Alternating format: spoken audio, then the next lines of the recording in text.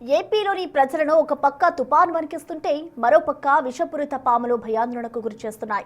విశాఖపట్నంలోని క్రాంతినగర్లో ఓ భారీ కొండచిలువ కలకలం రేపింది. ఓ ఇంటి ఆవరణలోని డ్రైనేజీలో ప్రత్యక్షమైన కొండచిలువను చూసి ప్రజలు భయాందోళనకు గురయ్యారు. వెంటనే స్థానికులు అటవీశాఖ అధికారులకు సమాచారం ఇచ్చారు. స్థానికుల సాయంతో కొండచిలువను స్నేక్ క్యాచర్ బంధించడంతో అంతా ఊపిరి పీల్చుకున్నారు.